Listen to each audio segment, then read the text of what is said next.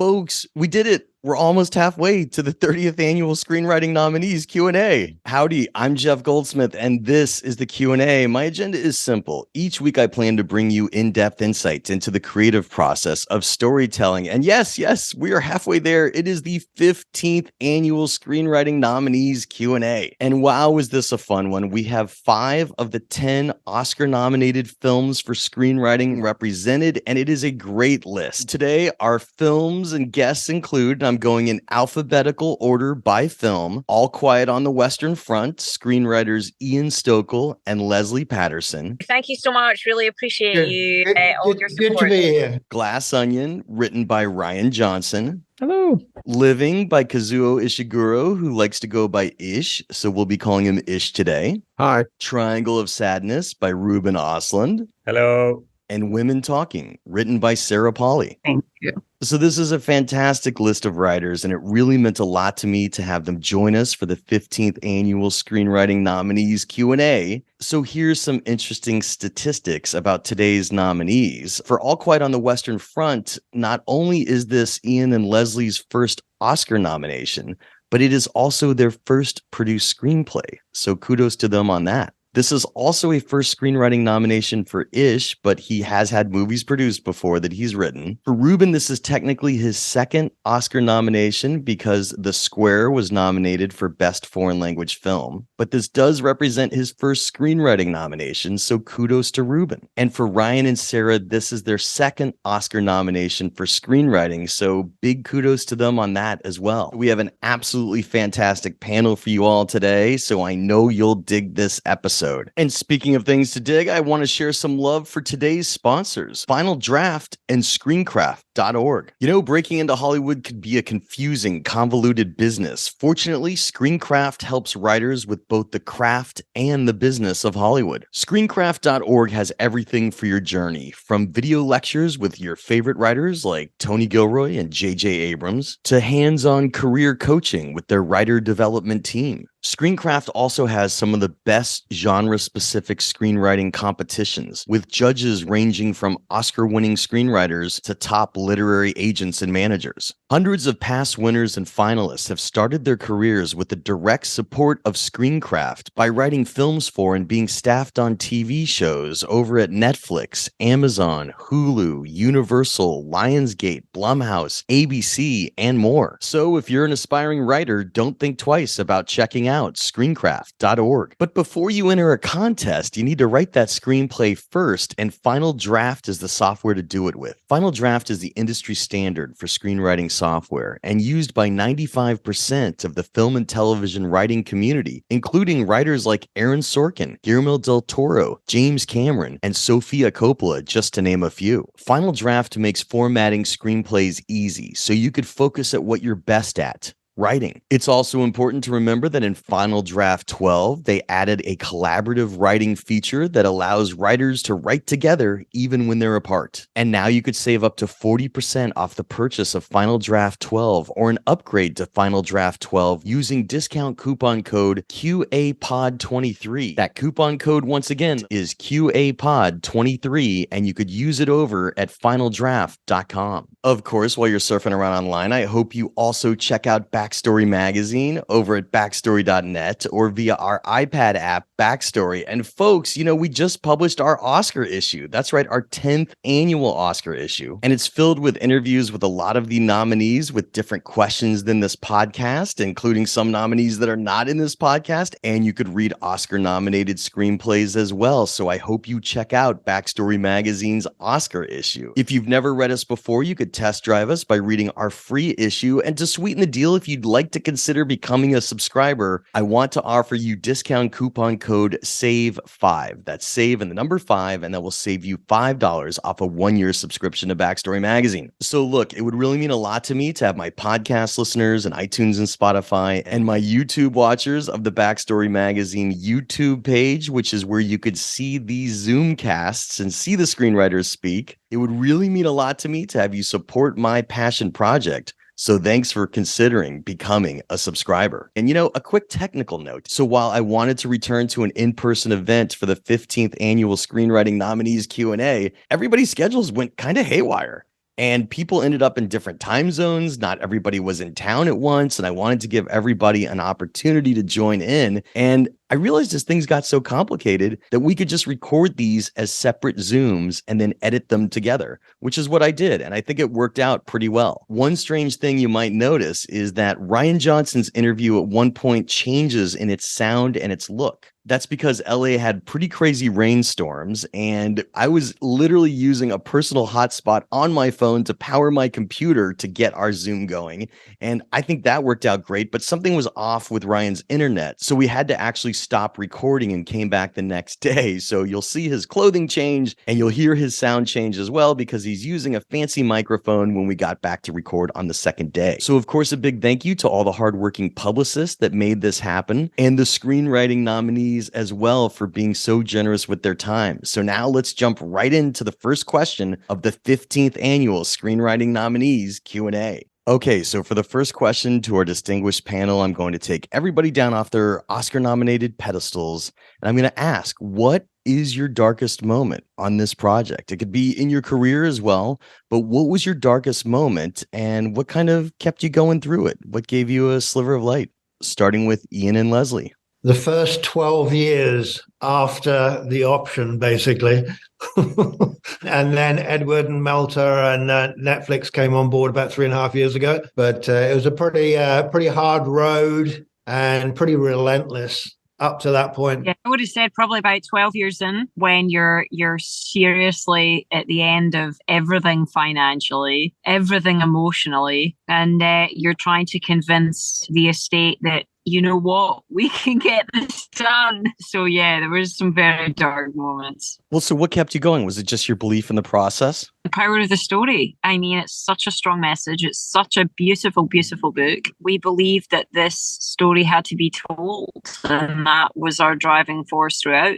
Yeah, and I mean, I think also, there was a personal side to this as well. And that was, my granddad Reynolds, he lied about his age, 17, went to the Western Front, was gassed with mustard gas a few weeks after he got there, spent 2 years in hospital and then died in 52 from those ailments related to getting gassed. And so it was very personal right from the go, because in our family, we're a military family of sorts. My dad was a company sergeant major in the Royal Marines in World War II. He was wounded 7 different times. And I'm British, ex-British Army, went to Northern Ireland in the 70s. So it's very much a military family. And so his experience was something that we'd often spoken about. And so that was a big part of signing up for the book.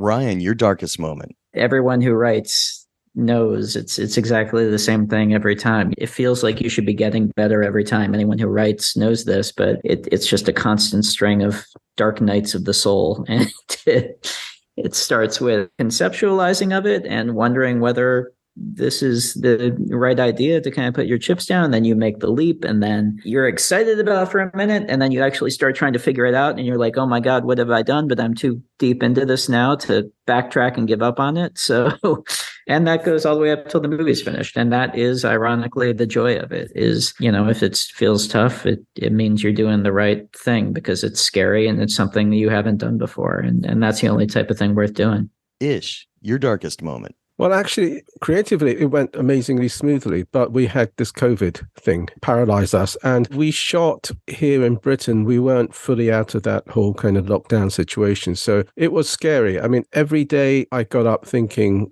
there'll be a phone call to say the shoot was off. I wasn't allowed to visit the set. In fact, quite a lot of people weren't allowed to visit the set. The thing was, the set was divided into kind of zones. And so members of the crew were given certain zones they were allowed to step into, not step into. We lost a lot of people, not to COVID, but not to the extent that the shooting had to finish. So I would say that whole business of COVID and the shoot was quite tense. And not least because I was hiding away in the English countryside. And actually there was a Netflix TV series shooting in the little Cotswold village where we were. People in the village were getting terribly excited about it. They put up a cardboard war monument. And then that got cancelled.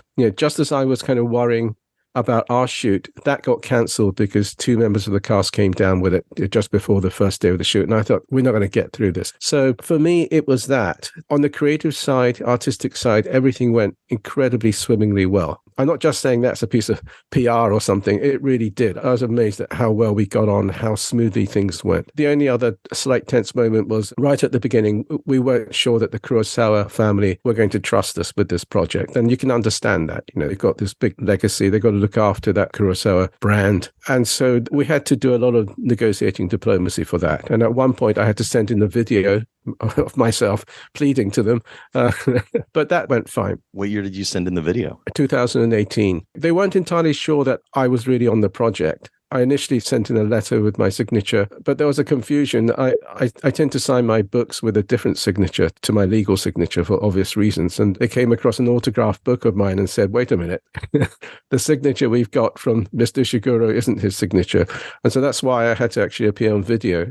I sent them a little video saying it really is me and explaining what we wanted to do with the film, that we weren't going to kind of really mess up the original Kurosawa film. That went on for a little bit, and I think that was a slightly scary moment at the beginning because, we had Bill eager to go. I think I had a draft of the screenplay, but we just didn't have that permission. But the normal stuff went amazingly well. And even the COVID period, I would say, it was a terrible period for everybody, but for this film project, I think we benefited from it because Oliver Hermanus and I didn't have much else to do. So we spent a lot of time on Zoom discussing every aspect of the script in a way that we wouldn't have done if we'd shot 9 months earlier. So I think that went into the project in a positive way. Ruben, your darkest moment. That is happening every single project that I'm working on, that you have a certain moment when you're doubting completely, is it going to be possible to put it together to make a movie out of it? But I would say the hardest part of Triangle of Sadness was probably when the film was cut together. And I realized that if you have a 3-chapter structure like that, like you start on the fashion world, you go to luxury yacht, and then you end on a deserted island. We are so used to a conventional way of storytelling. It felt almost like the film was starting over again when we got to the deserted island. So I took away all the setups that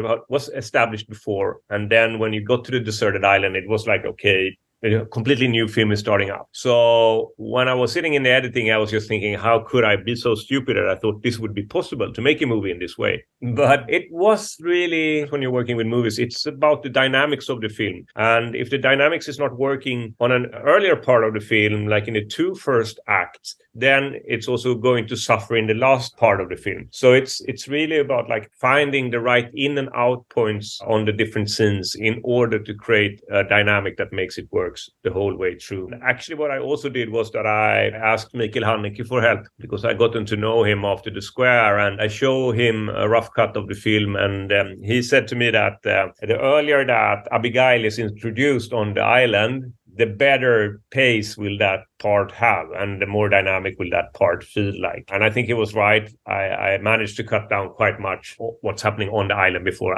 Abigail is introduced. Sarah, your darkest moment. I had a lot of anxiety about shooting during the pandemic. So we were originally scheduled to shoot the first summer of the pandemic. We delayed a year, and the numbers were down in Toronto. And then just before we were supposed to shoot, the numbers went way back up. And I was one of those people who'd been really locked down with my family for about a year. There weren't vaccines yet. And I had real anxiety about going back into a communal environment. And I also had a lot of anxiety about anybody getting sick on my set and that being my fault. So I really had a panic, and I actually pulled the plug on the movie. I actually got on the phone with the studio and just said, I grew up feeling unsafe on sets as a kid. I just can't put other people in this position or myself. And we knew, there was no guarantee that we'd get that money again. It was like Plan B's put picture at MGM. I think also just a lot of anxiety came up for me. I hadn't made a film in 10 years. And suddenly I was doing it in this environment of this new world order of COVID rules and not knowing how sick people were going to get. And so for me, it was like grappling with demons from the past,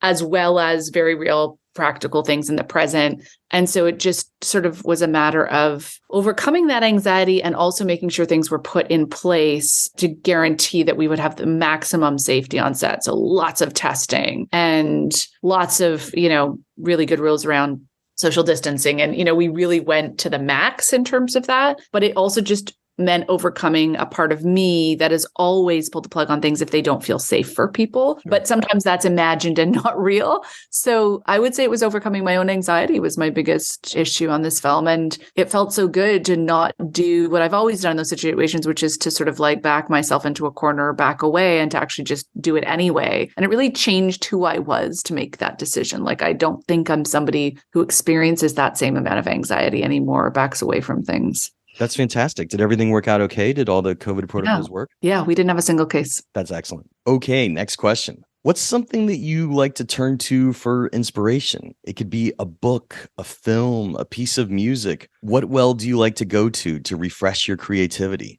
Ian and Lesley. I think for me, it's actually the opening of Saving Private Ryan, because what it tells me is how immersive of an experience cinema can be and how it can impact you emotionally to such a great extent. So yeah, to then have Edward do what he did with this project, which was in our eyes a notch above that even, is pretty mind-blowing.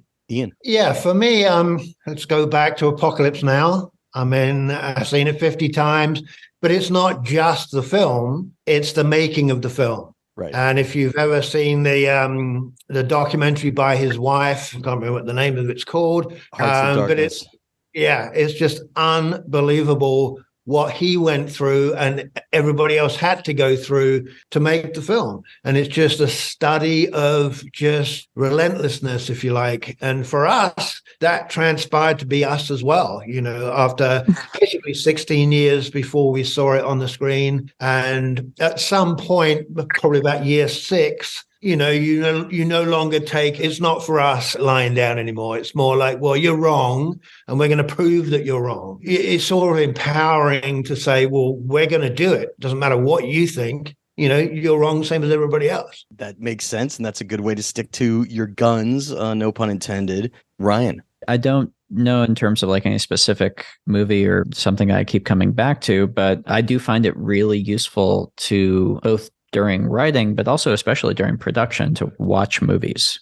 That sounds very dumb, but even like you get home at the end of the day, you're exhausted from a day of shooting, even put on 10 minutes of a movie. And what that does for me is it's so easy to get lost in the carpentry of filmmaking, making your days, making your shots, making all of this. It just grounds you back to what the effect of the finished product is going to be. And it can be inspiring too. On Glass Onion, I was putting on Citizen Kane a lot when I got home. And there's an amazing scene in it when Kane is first reading his Declaration of Principles, and the lighting in the scene is wild because Kane is completely black. He's like in silhouette, and the rest of the actors in the shot are perfectly lit. And so he's just this dark figure reading this supposedly idealistic thing that he's written. And I sent a screen grab of it to Steve, my DP, and we had the scene coming up in a few days where Edward Norton's character, Miles, is looking at this Polaroid photo and talking about like the good old days. And I was like, oh, we should do this. And so we did. We totally just ripped it off. And he leans forward onto the desk and becomes completely unlit while Daniel is lit behind him. It makes no sense in the room,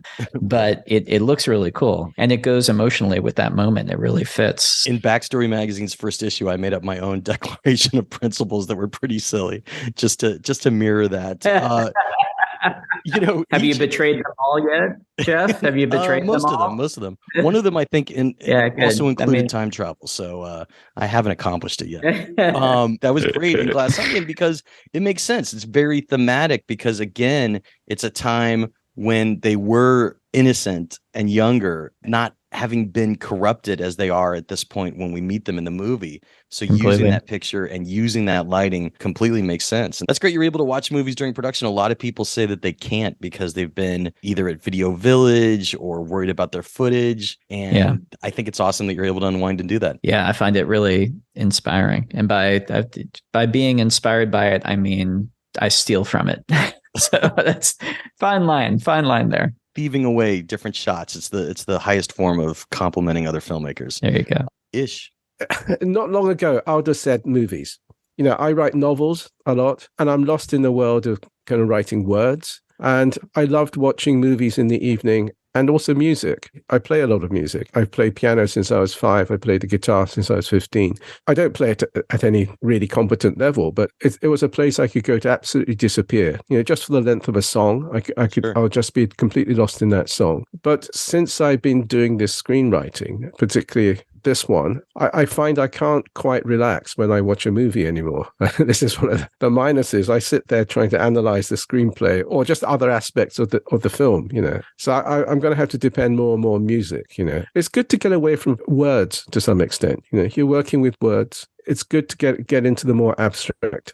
Ruben. Well, I like to go to the theater a lot. I have a couple of friends that are theater directors, and I think it's kind of inspiring to see often how they work with the subjects or the thematics of the different plays. So for me, it's often very inspiring to go and see a theater play when, how to say, that I'm doubting a little bit in my project and so on. There's often like a certain kind of energy and an optimistic vibe around the theater. Last time I went to the theater, I was the Royal Stage in Sweden, in Stockholm, and I looked at the play that was called The Final Minute. And The Final Minute was asking itself the question, do we need stage art these days?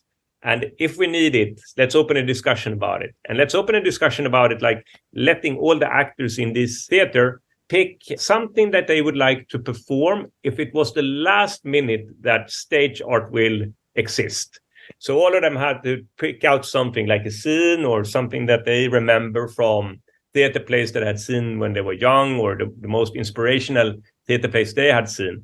And they performed this final minute in front of us, the audience. And it was like just a certain kind of approach that I think, wow, what a playful way of finding a content for a theater play. And that very often inspired. Where do you like to go for inspiration? I mean, really just walking for me. It's, the days where I'm trying to get a lot done and don't make time for a walk are much less productive days than the ones where I take an hour and get outside and walk. And I just think the best writing I do is on those walks. And so do you bring a notepad with you on those walks? No, but I just find like that sort of freeform, if you're not listening to anybody, you're not making a call and you're just walking, I just think your brain works in a different way and problems begin to solve themselves without you having to sort of like sit down and like put pressure on your brain that doesn't necessarily yield creative stuff. So great. So each of these films has very distinct openings. I think it's actually one of the reasons why you were each Oscar nominated for screenwriting. And so that's my question. What was going through your mind in those first 10 or 15 pages when you're looking to grab the reader and you're looking to bring the audience into your world? Ian and Lesley. I was elated and surprised by the really original opening that you put onto this well-known source material for All Quiet on the Western Front. When we're starting on the battlefield and we see these young soldiers, I'm like, oh, wow, we're thrown into it. I guess that must be Paul right there. But then they're calling him by another name. And then we see him and all of his friends die. And we track their uniform, it being washed, the bullet hole being sewn, it being cleaned, and then it being presented to Paul for this great scene where it still has the wrong name tag on it. And the officer rips off the name tag when it's brought up by Paul that, oh, this might be the wrong one. And you just see the name tag float down under the table, joining a whole bunch of other name tags of dead soldiers. It's a great opening. Tell us about coming up with that idea and really making this distinct and putting us in the mindset that we are already in the middle of the war. There's already lies being told to young soldiers that are giddily enlisting. It's a great way to start. So tell us about developing that opening. And if you want to mention any other openings that you tried before it, we're happy to hear it. We'd written, the action scene because we like to open it in the middle of action. And we were trying to think of a way to get back to Berlin, to Paul. And Les, she can describe how, but she came up with that idea of following a uniform back. So we sat down next to each other on a couch in San Diego and we wrote that whole sequence. And then when it got to Edward, he added some scenes and some brilliant visuals. And that's how that came about. Yeah, and essentially for me, it was thematically, if you want to start on the battlefield, we need to get back to Paul. Thematically, how can we do it such that it grabs the audience and it says something really powerful about what the film encapsulates? The uniform is worth more than the man. And that is the message of our film. So I was out on a run one day when I came up with it, and I just watched Schindler's List. And there's a heartbreaking sequence of the girl in the red coat. I think that just kind of got my creative juices flowing. And that's how I came up with this idea. And then as Ian said, once the music had come in that Volker did, and just the visuals that Ed had put together, the ultimate sequence ending, of course, as you said, with him, getting this other boy's uniform, it says everything about the foreboding of what's going to happen to him. Rian, here you have a whole new cast to introduce, and you're introducing it with a puzzle, which is what your film is, a puzzle. So it really works quite well. And you also made the bold decision that not a lot of contemporary movies do, which is to set it actually during the ongoing pandemic, rather than in a before pandemic time. So tell us about coming up with the opening that really sucks your audience in, is absolutely entertaining to watch, but you had a tall order of introducing all these new characters. Openings are always tough. First acts are, I feel like any script I've written, I'm sure you spend 80% of the work, it feels like, making that first act work. Whodunits have a particular challenge in that you do have a big cast and you have to introduce them all, not just in the first act, but very, very quickly in the first act. You have to get the whole span of suspects. And so in Knives Out, I did that with kind of a traditional, the suspects being questioned montage in the library, and that helped. And with this, I was really happy when I struck on the idea of using them all collaborating on this puzzle framing device for the opening sequence. And that, first of all, let me have them each in their own homes, which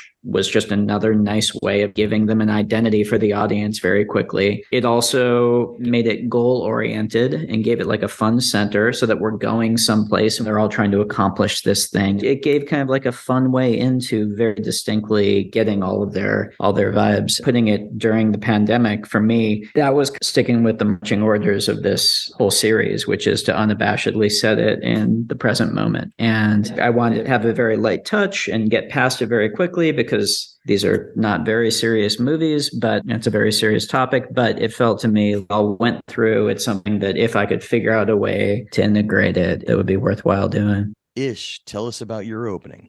Well, I agree. I think all the other films we're discussing here have amazing openings. In fact, they have pretty powerful endings as well. I didn't really focus that much on the opening. I mean, it's different to the opening of the original Kurosawa film that I was adapting. My opening is a big statement that, this is set in England, and a particular kind of England. You're introduced into this kind of weird world of people with bowler hats and briefcases, the commuters going into work in a particularly English way. And this is a world that I knew all too well, because from the age of 11 to the age of 18, I stood on these railway platforms with these guys. I used to go into school and I would get off after 2 stops, and they'll stay on that train until they got into London and went into their offices. So I always used to think I would grow up and become one of those people. When I left school, we went to university, then I would join their ranks. And so for me, the opening of Living is quite important. And in fact, the first thing you see is a young boy reading a comic with his mother. That might have been me, maybe not. The film is set a little bit earlier than when I was around. From the 1960s, onwards, I was doing that. I was a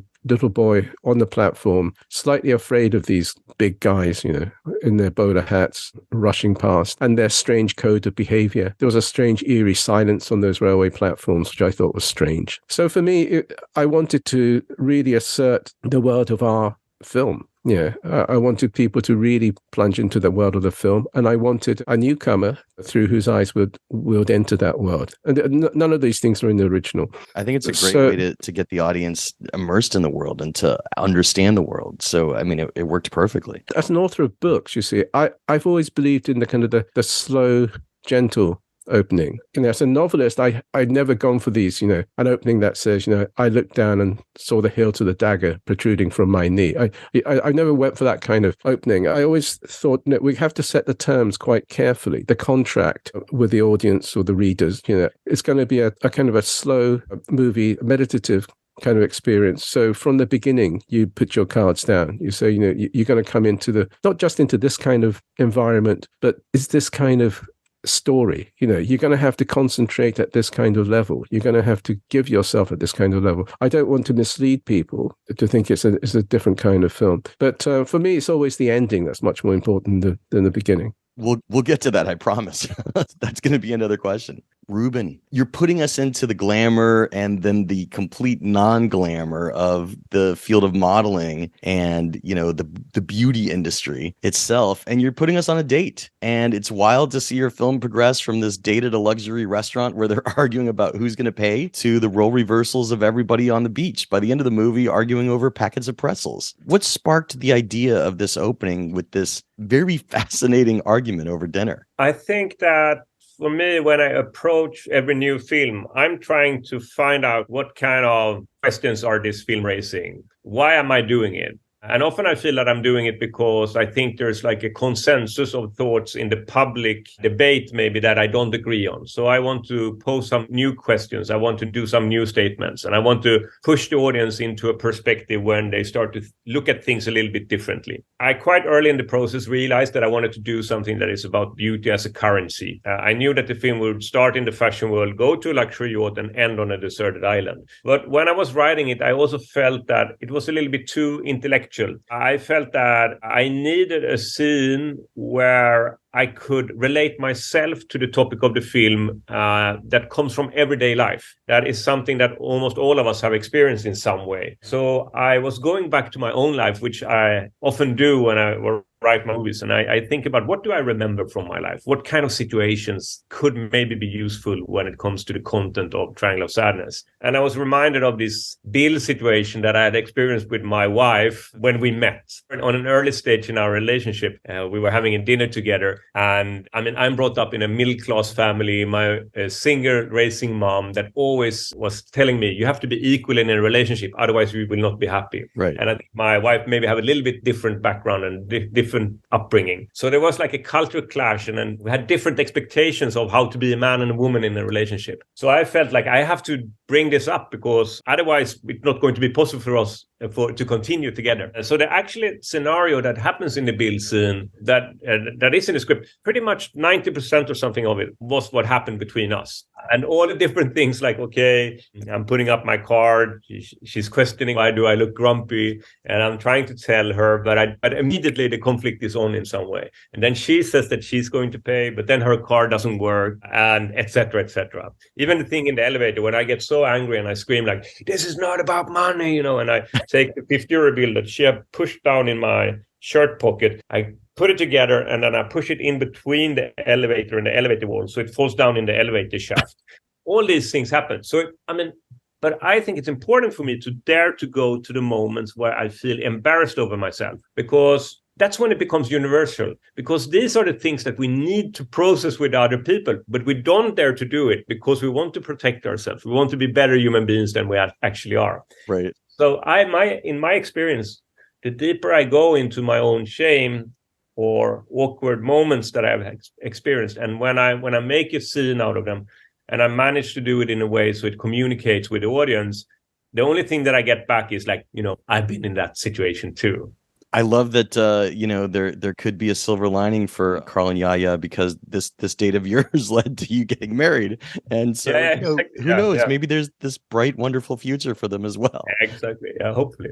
Sarah, tell us about writing your opening. This opening is very different than what was in the script. I mean, obviously a lot of it happened in the script, but then there was a whole other section of it that happened in the editing room. And usually my films are very true to even the second draft of a script that I write. And this one was a constantly fluid, moving, alive document that changed a lot in rehearsal and on set, and then again in the editing room. And in fact, in my first draft, we didn't even reveal why they were meeting until 20 minutes in. Then we just suddenly realized that we can't ask this of the audience, this engagement in this conversation, without knowing how high the stakes are. And so then suddenly we were in the editing room. We found ourselves starting with knowing what was happening. And also we changed the narrator. So the narrator in the book was August, and it was through the male point of view. And it was that way in the script as well. And halfway through editing, actually at the end of our editing process, we suddenly realized something wasn't working. And what wasn't working was having that immediate connection to the experience through the voice of someone who'd actually had one of these attacks happen to them.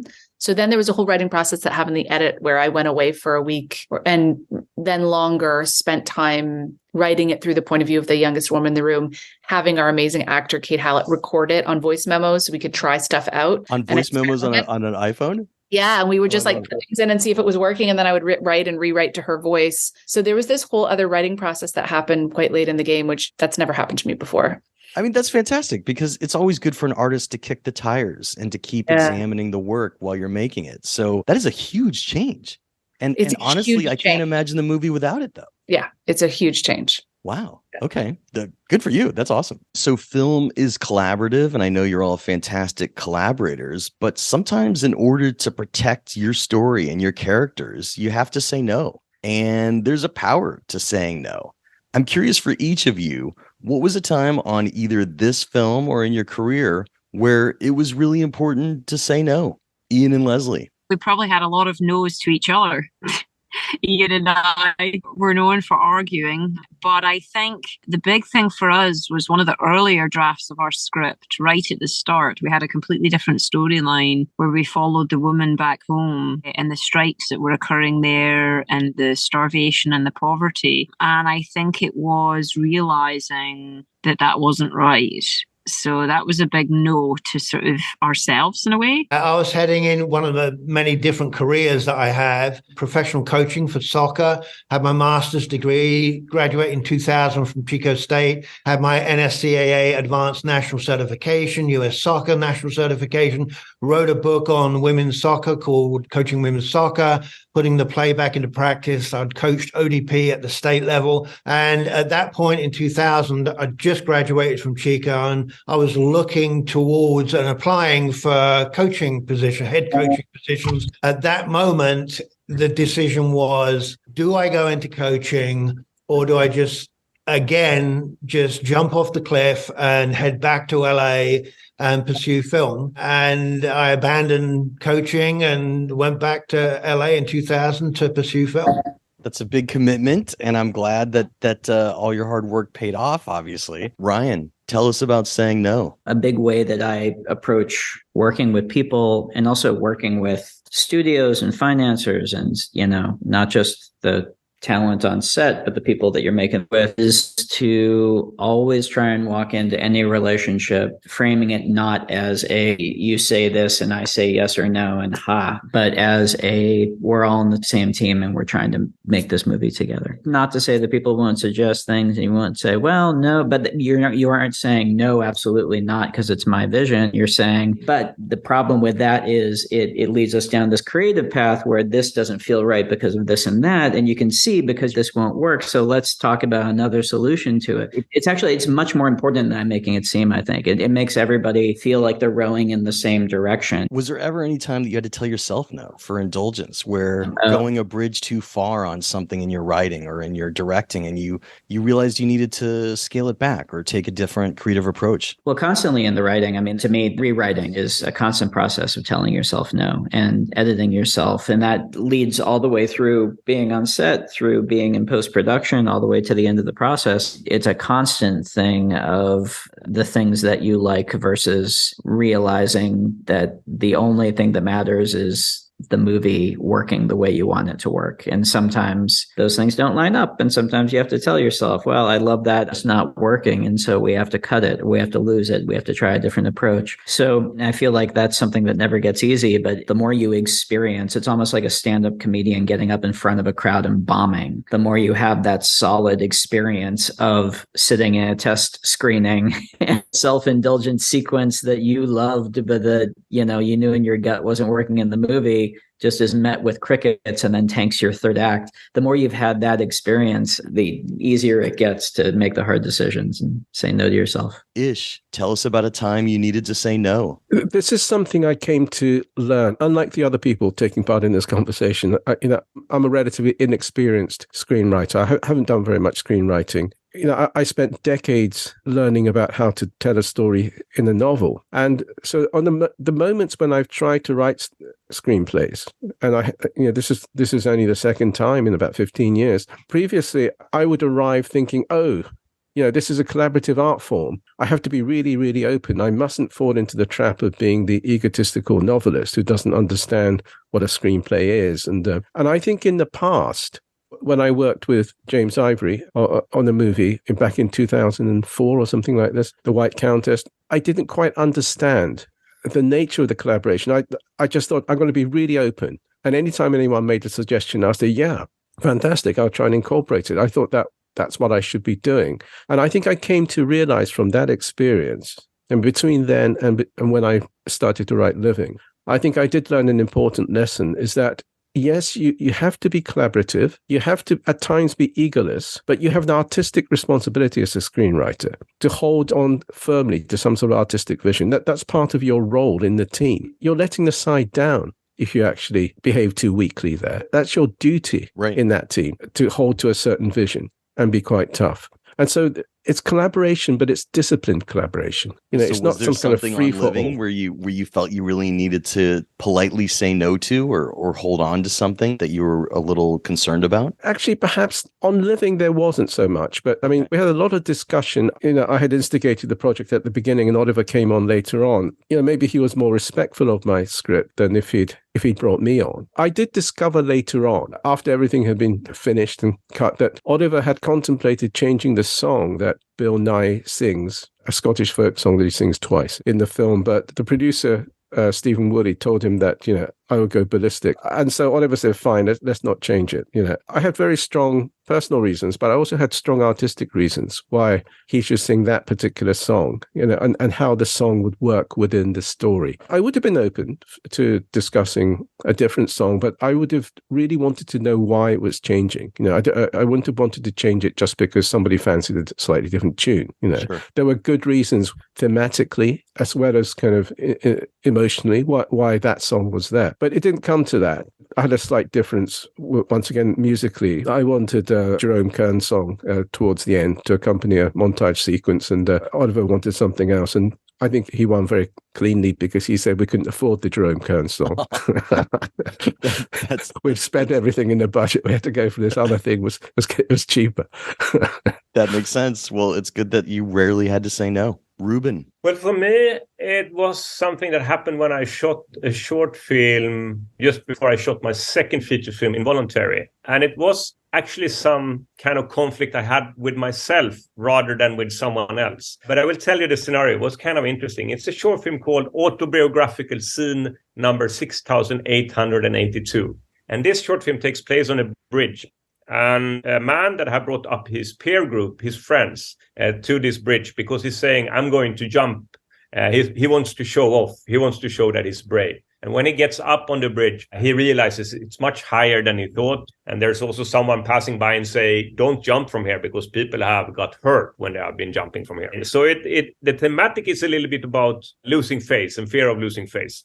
The thematic that I've been dealing with before. I had planned the shoot to have 3 different camera positions. So the film was consisting only of 3 different shots. A middle shot, I had planned a kind of spectacular angle. I had built a tower on the bridge, and it was a jib arm on this tower, and then the camera was on the end of that jib arm. So it was filming in towards the bridge and towards the fence. And it should be like an angle where you see the main character standing outside the fence and just about to jump. And I was thinking, this is going to be brilliant. We're going to see it from that perspective, But when I plugged in the monitor and I saw the image, I realized immediately I will never use this image. And now it's a dilemma going on inside of me. One is that I feel that I have failed as a director, that I couldn't predict this. The other one is that it's going to be quite much work to take away the tower and try to figure out another angle. So what I can do is to say to my crew, let's continue shoot this. And then I was thinking, then we can reshoot it a half year later or something like that. Or I could say to everybody, sorry, I made a mistake. I thought this would work. I feel it would not work. So it was a conflict between me and the instrument that you have inside yourself that tells you, is this right or this is wrong? Is this the way that we should go? It was really like an artistic discussion. Like, we were having lunch and we were just about to start to shoot the scene. And I started to realize also, I'm doing the same thing as the character in this movie. He's afraid of losing face. And therefore, he also jumps from the bridge in the end, even though he himself don't want to do it anymore. And I started to feel I'm doing the same thing. I'm using this image, even though I know that I'm not going to use it later. I have to rethink. So I gathered the team after lunch and I said, okay, I'm sorry, but I have done a mistake. I'm not going to use this shot. And we have to take you now down the tower. And then everybody have to wait for me because I was also the DOP of the short film. And I was walking around with a tripod and the camera and trying to figure out which angle I should have. At the same time, time is passing and, it's expensive to shoot and so on. But what happened was that it was a very experienced sound guy on set. And after I had told him or the rest of the crew what I was dealing with, he came up to me and said, you know what? Now I trust you even more. Because if you trust your instrument in this way, so you actually are willing to take this social conflict and deal with it, then I believe in you even more as a director. So this was definitely a moment that was defining for me when I had to put my foot down, tell myself, come on, follow your instinct now, follow your instrument in which way this should be portrayed. That's fascinating. And that's great that you actually put a stop to it right then and there. Exactly. Admitted that you were wrong and didn't drag everyone back. No, it shows that you care about the craft and you're willing to, as you've said before, humiliate yourself like your characters sometimes. But it's not a humiliation because it actually I admire it, and I'm sure your crew did too. Yeah, but I can also say that it's maybe also something that's connected a little bit with the kind of freedom that I have managed to create with my own production company, and you have money that is coming from the Swedish Institute that is state-funded money. So there's a certain kind of freedom that I'm dealing with when you are a director on your own production company. So I don't really end up in a conflict with someone else. Everybody's kind of supporting the vision that I have or that we have created together. So maybe that's why this becomes the example I'm giving to you when you get me that. Sarah, tell us about a time you needed to say no. I'm always okay to not do something. I've never felt so attached to something that it would break my heart to not do it, even if I've worked very hard on it. So I don't get too attached. And that isn't to say that I'm not unbelievably passionate and invested in what I'm doing, but I'll never do something under circumstances where I'm being set up to fail. And part of that is if it feels like people aren't able to support the vision or that I'm going to be making someone else's vision and doing a terrible job, I'm more than happy to walk away from that. And I'm willing to take whatever risks are involved in that. And sometimes that has required, huge financial risk where you walk away from something that was supposed to be your livelihood for a couple of years. But I've always been more comfortable doing that than continuing on with a project where I thought this won't go well because I can't actually find my authentic voice. Sure. So I would say, somewhere near the beginning of the process, there might have been a moment like that, just establishing also the way I work. And I think that's what I'll probably encounter in any project is, and by the way, just to be very clear, I had unbelievably supportive producers and an incredibly supportive studio. But I think for me, on every project I work on, I have to just be more declarative about it. If I'm curious about other people's opinions and collaborative and want to listen more than I want to speak, it doesn't mean that it's because I don't have a vision. I do. I just don't feel the need to play the part of the director, which a lot of filmmakers and writers do, is they have this weird caricature of themselves that they play that's overconfident and talks a lot. And people are used to that in a leadership position in film. And so people really subscribe to that being something they can have confidence in. When somebody goes into a meeting, really curious about other people's opinions, asking questions, being honest about things they're not sure of, that can sometimes be interpreted as maybe this person doesn't have a vision to know what they're doing. From me, I think the older I get, the more confident I get, the more I want to do that, the more I want to be that way in the world. But it is something that I think next time I have to go, hey, just so you know, I'm really clear on what this film is. I couldn't feel more confident. I'm going to ask a lot of questions. I'm going to be really curious about other people's opinions. It doesn't mean I'm going to be thrown off my bearings creatively. It's just because I'm curious and I'm interested, and sometimes stuff comes out of things that I don't know. So that's always going to be my challenge, is I think my personality doesn't look like an old-fashioned male auteur who's kind of yelly and overconfident. It's just that can be misinterpreted sometimes. I do think in terms of getting lots of notes, though, good ideas can come from strange places sometimes. And one thing I have learned as a writer, and this is just speaking personally for me, I try every single note, no matter how crazy it sounds, really? Just because very often through that process, I find something else that gets fixed through that process. Even if I don't end up taking the note, it's always good to look at things from different angles. And it sometimes just gives you a different little turret to look down, on the castle grounds from, and you kind of see something else. So I try every note. I think, even of the ones that I think there's no way this will work, I think 20% end up actually working. And I'm always really grateful I didn't just dismiss them when I wanted to. And then the other 80%,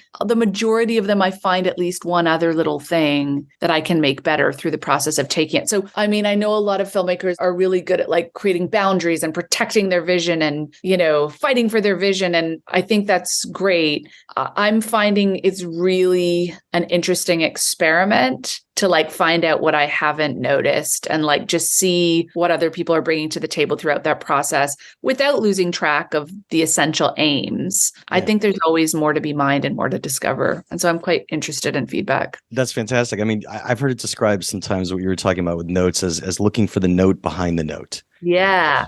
In which, why are they saying a note right there? It doesn't mean you have to take what they're talking about, but what about the script or the moment is even necessitating a note? And I think it's great you ask all those questions because, especially as a director, having that omniscient point of view and seeing the rest of the world around this world that you've already created, that's great. You should always ask every single question you want. I fully endorse such behavior. So one of the things that could be a curse for a lot of writers is kind of that second act slump, where the second act just feels really weighted down and bloated. And it's interesting. Each of your scripts managed to circumvent that pretty well. So I'm curious, tell me about what battles you had with your second act slump. Ian and Lesley. Yeah, well, it was always going to be a bit of a problem with All Quiet because the novel was more of a journal without a real story through line. The through line, really, if there was one, was all these friends go off the war and they'll die. It's sort of like, well, that's a bummer. But, developing the different themes, I think that helped get through it, betrayal and futility of war, and then the historical context that we put in right at the beginning. So it was all building towards what we knew was going to be that historical context and the armistice and those last 6 hours. We always knew what that ending was going to be. So it was easier to actually get through that knowing that that was coming than it was sort of clutching at straws, if you like, right in the midpoint where you're just trying to, keep it going and not lose everybody's attention, Yeah, and I think that ultimately the death of each of the boys acts as a certain turning point in Paul's journey. And then also as well, his relationship with Kat and the through line of that was a real propelling sense in that journey. So I think you can really track the film through the level of despair as he starts to unravel and go from patriotic fervor to almost like an animalistic tendency at the end where he's completely numb and devoid of any humanity. So plotting that course allowed us to kind of keep the trajectory, I think.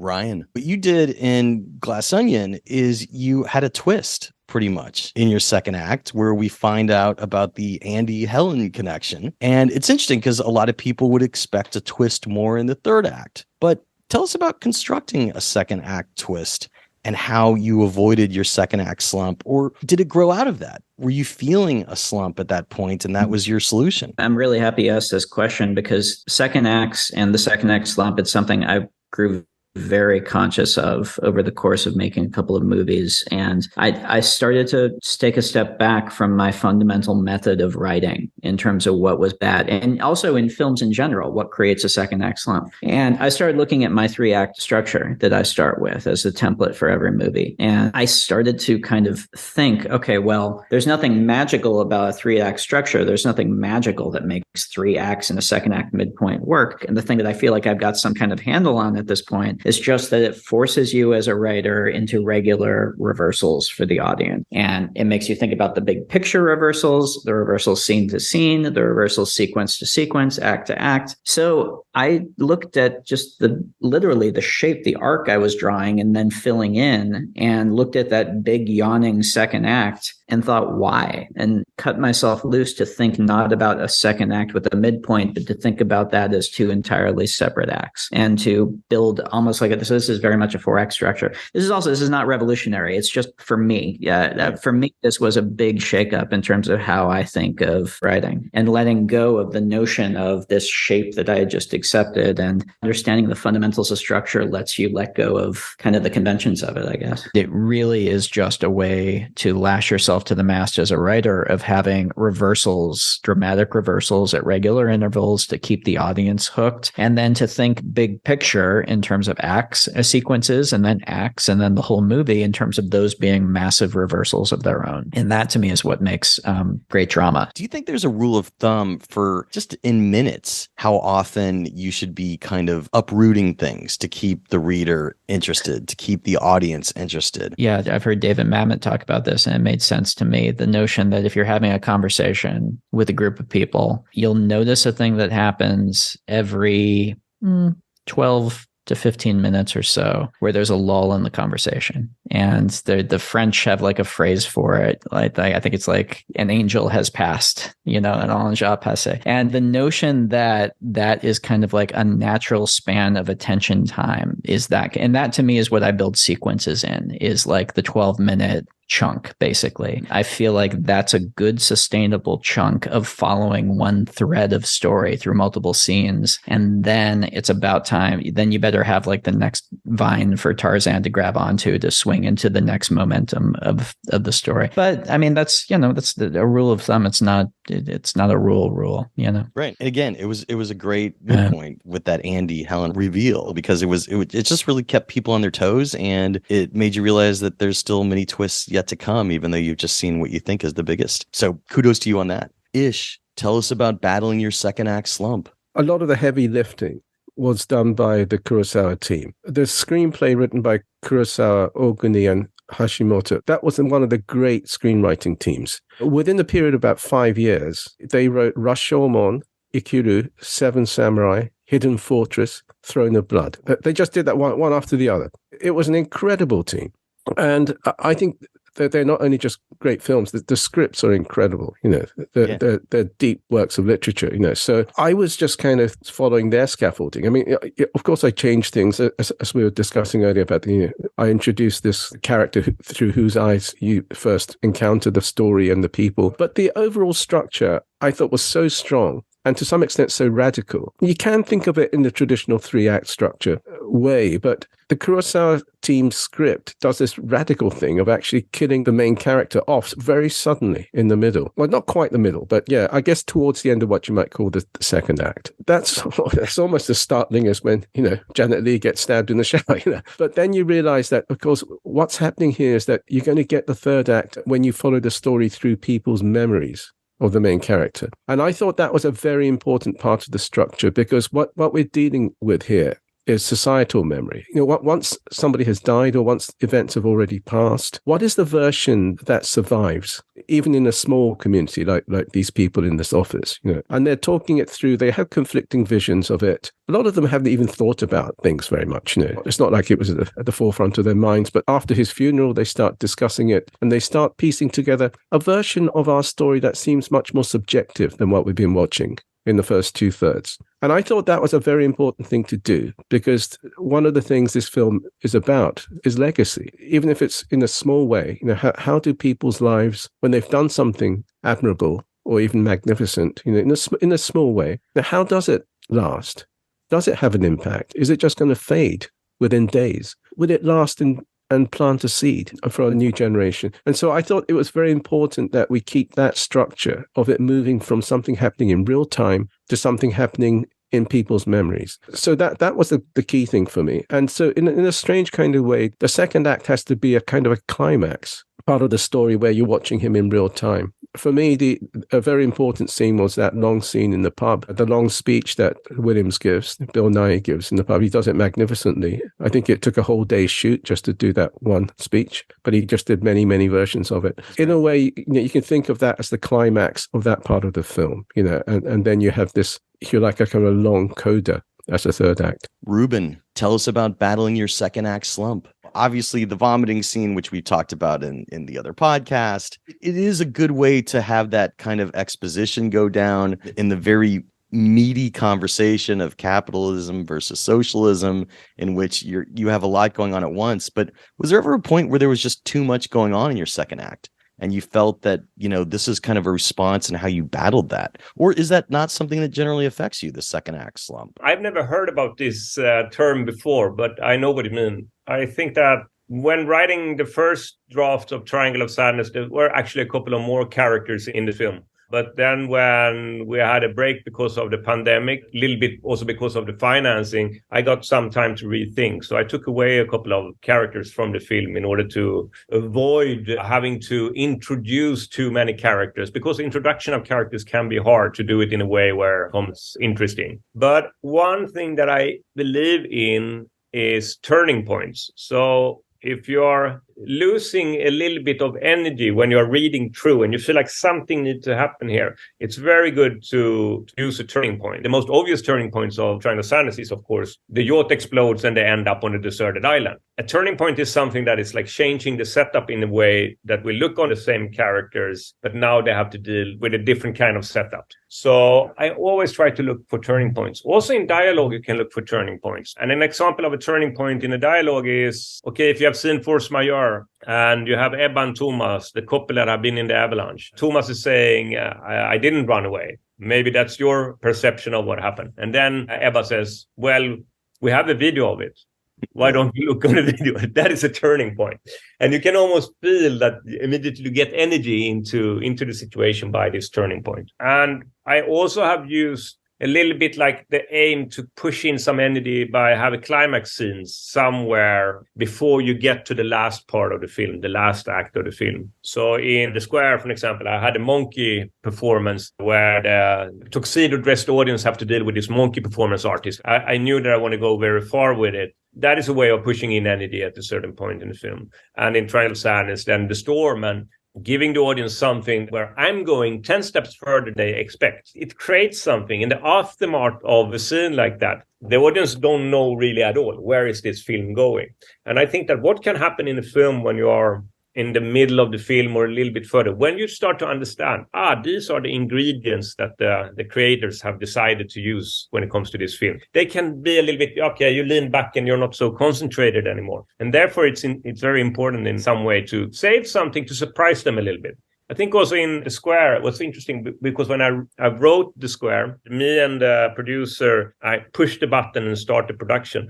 But we went away a weekend because we started to talk about the script. And the feeling was something is missing. What is it that is missing? It was hard to tell. And we spent 2 days trying to talk about it. And all of a sudden, the idea came up. It should be a monkey in the film. And so when Christian is going to the journalist and following her home, of course, he should have a monkey at home. And the reason that I think that was important was exactly that feeling of, you have understood how the film should be told. And we need now to do something to make the reading of the film a little bit more insecure.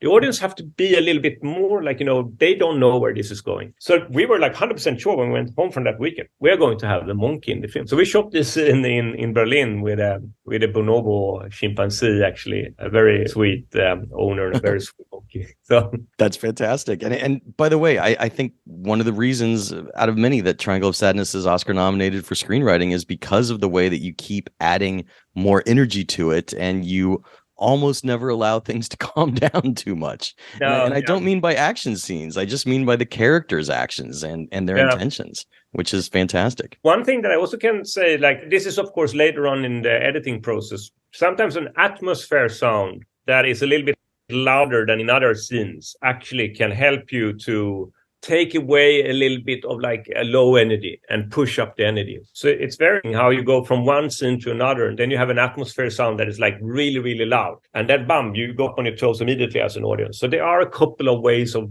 dealing with the dynamics of a film that is not only about the in and out point of the scenes, but also sound, definitely. Sarah, tell us about battling your second act slump. Yeah, I always find my problems are different than that. I've had some wobbly beginnings of films that have needed a lot of work and then a lot of work in the editing room. And I always have too many endings with my previous films. I think this one, I don't feel that way, but with my previous films, I do. So I never find that act 2 thing is the problem for me. It's always the beginning and the end. I mean, first of all, I don't even know if I believe in the act structure, to be honest with you, with film. I feel like it's a theater construct. I mean, I make up that I believe in 1, 2, and 3 when talking to people like studios. Or I'm like, at the beginning of act 2, like you sort of make up a point. Everyone seems to believe it, even though it's not true. But I'm not sure I actually like have ever really found there to be an act structure in quite that way. But I will say it's the middle point of a film that I always feel is the easiest for me. And the beginning and end that I always find the most challenging. I keep thinking though, like if there isn't like an intermission where you can go out and get popcorn, like I don't even know what it means. Exactly. The stakes are pretty high for these films. And something that I noticed is that each of them has a protagonist that's just trying to get through the moment, just trying to get through this situation. And sometimes it could be a bit too heavy for audiences, but you each found ways to get around that and keep audiences engaged, even though there is a lot of danger at hand for each of your protagonists. So I want to hear about what it was like for you to keep that sense of danger alive while keeping your story and your characters' approach to it digestible and engaging. Ian and Lesley. Yeah, I mean, that is the purpose, to have that impact on the audience. And I think it's having the courage to lean into that, because that's what makes it truly unique and truly an anti-war film. And that's something that was critical from Edward's standpoint. So there's that piece of it. But I think the humanity and the relationships that he has with his comrades, that offers something different each time, texturally and emotionally. And then the different types of battles that he goes through, the landscape of World War I, then you intercut that with the nature piece of it. And then, of course, you have the other storyline of the armistice. So there's these constant juxtapositions that I think give it an energy that allow the story to propel and for it not to get bogged down in one type of emotion. Rian, your character is in this state of crisis, of almost being killed, but you still have an overall light and very digestible tone to this movie. It's not a horror film, and you don't burn out your audience constantly worrying, is Andy Helen going to die each moment? And even when the moment occurs where it seems like they might be dying, you have a solution to that as well. It's just, if you don't have the right tone for something like that, it could really burn an audience out. But I thought you handled it perfectly. Thanks, man. Yeah, the tone is an interesting thing to talk about. I mean, because it is on the page, but also so much of it is created with the actors, with the ensemble, and kind of how it feels on set. It's kind of like smoke. It's kind of tough to talk about how you wrangle tone. I mean, I think one thing I had going for me in this specific instance is genre. I feel like because I have kind of established this as sort of a specific type of fun whodunit genre, I feel like the audience has a grasp of that and they kind of know the rules of it a little bit. But at the same time, I am still trying to, this isn't like the movie Clue. This isn't just a farce. These are movies that hopefully do also have dramatic stakes, and even Glass Onion, which is a lot more big and inflated and wacky than Knives Out was, still hopefully you are kind of leaning forward, kind of worried about Helen in the second half of it. Absolutely. And, comedy in the audience's familiarity, I think, is a great way to put it. Ish, how did you deal with that for living? Because it is a completely digestible movie, even though it's about death. And tell us what your challenges were for dealing with that for your protagonist and keeping the audience engaged. I hesitate to even hint that, I thought I could improve on the original Kurosawa movie. But, let's say in some ways, I wanted it different when I was writing the script. And I think we wanted the tone slightly different. We wanted it less mournful than the original Kurosawa film, less under the shadow of death. And that had a lot to do with the central performance. In the original Kurosawa film, the main character is very visibly ill. He's very melancholy. He goes around almost in tears and he's kind of crumpled over a lot of the time. From the beginning, part of the reason I thought, Bill Nye was not only the perfect actor for our film, but the gateway into our film and a kind of inspiration for me as a writer, was because you had him the whole tone would change. He would try and deny his suffering and his fear. He would always be upright in this very English way. A smile or an ironic joke wouldn't be very far away from his face ever. That's the way I thought of it. That for me was a crucial change. One thing I wanted to add was, you see, I think in our film, the fact that he has a diagnosis of terminal cancer is kind of like a MacGuffin. It is possible to do this film. If somebody said, look, you must at all costs avoid any mention of terminal illness, I think you can still do this film. You have to create some other way in which he's jolted into understanding the shortness of his life. The fact that all our lives are limited, and that he's brought hard against this question. So what is important in life? How do you live your life? What exactly is living? In the past, in something like my book and indeed the movie Never Let Me Go, I think the same thing is done, except not with terminal illness. You can create a weird society where a bunch of kids are doomed to die by a certain age for whatever reason, because in this dystopian society, that's what's been ruled to happen. You can do all kinds of things. So I would say our film isn't actually about dying. I don't think it's about death and facing death in the same way that, say, All Quiet on the Western Front is. It's a magnificent film. It's about, hurling innocent young people who should have decades of life, right, to a brutal death. I mean, that's not what our film is about. It's about that question. How do you make that question really urgent and alive, both for the character and for the audience? How do you live? What is important in life? Right, and it comes through in your title. Yeah, that's why it's called Living. Yeah, that's perfect. Ruben? I feel like when I'm writing a script, sometimes you have a setup of a situation that you feel is very strong and that you understand that it works in itself.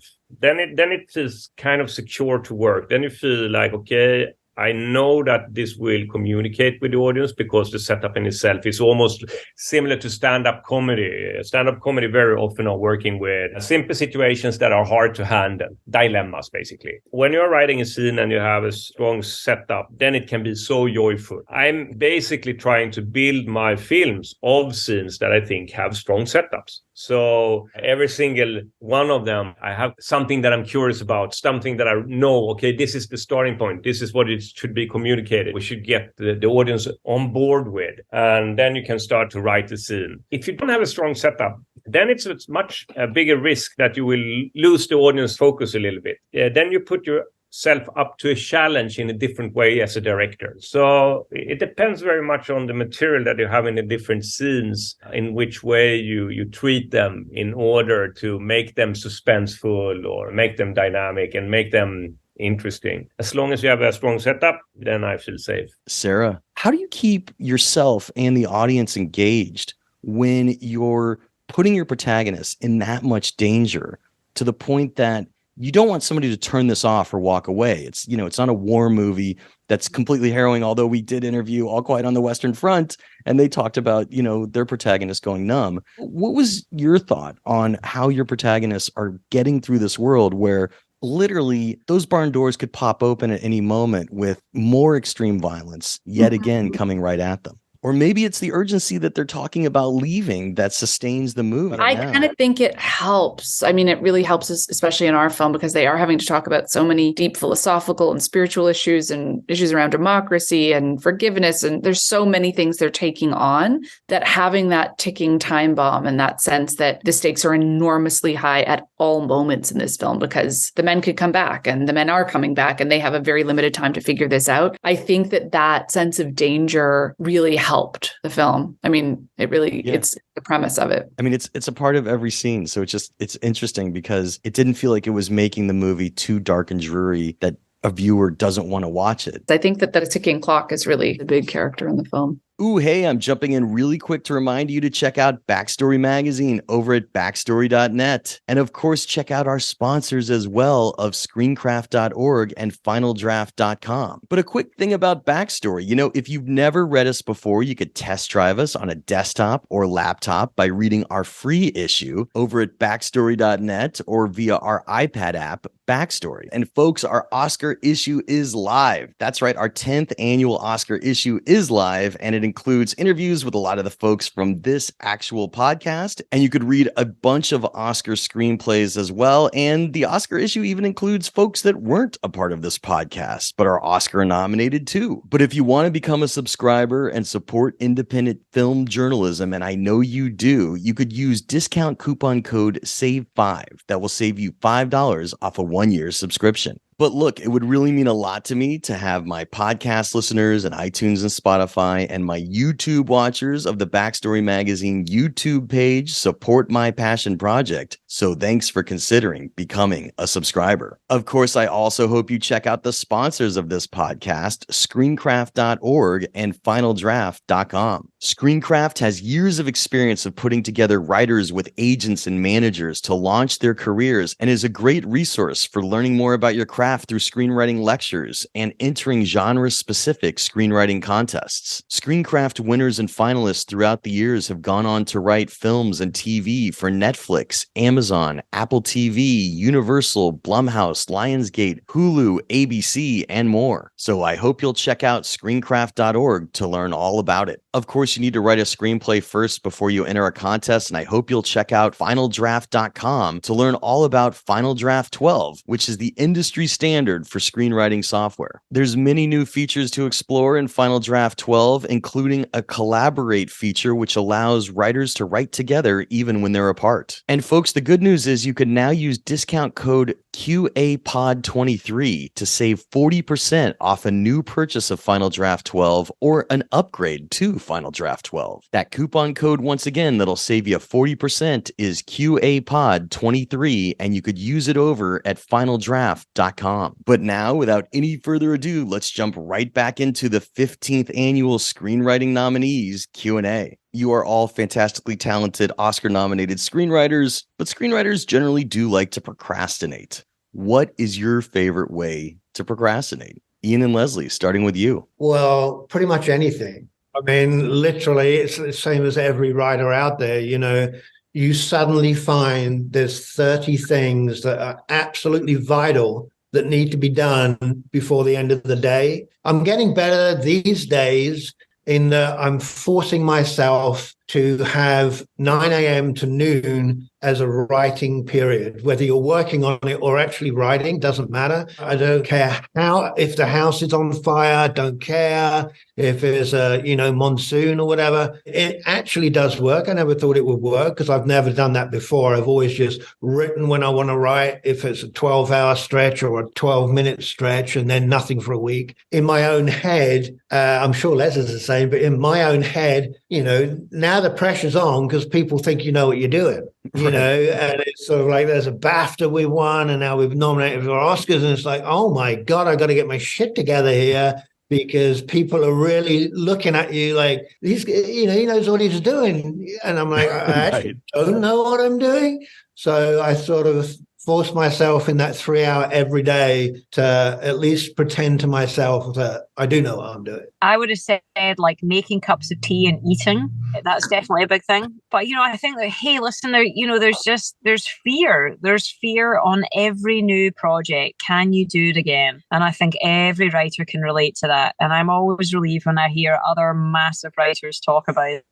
And I was lucky enough to share a panel at Santa Barbara, some of the biggest writers in the biz that will probably be on this panel too. And to hear them talk about their fears and their procrastinations and just the doubt, that comes as kind of an artist. That was huge for me, and that gave me a lot of relief. Sure. Well, something about that, relates to producing as well. As the producer, you got to figure out what it is for yourself.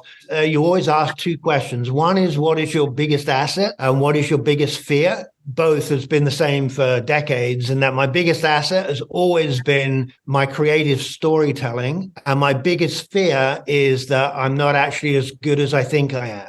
I'm sure Les too. But for me, I face that every single day at 9 o'clock in the morning. Sure. I'm just not that good. And you've got to try and fight through that and, prove to yourself really that, maybe I am decent, Well, and I like that you're scheduling it out and, for the first time in your life, as you said, and you're just forcing yourself into the seat. And so that's part of the challenge, is just getting in front of that open page. Rian, people keep putting the Oscar writers on a pedestal, but they're just writers as well.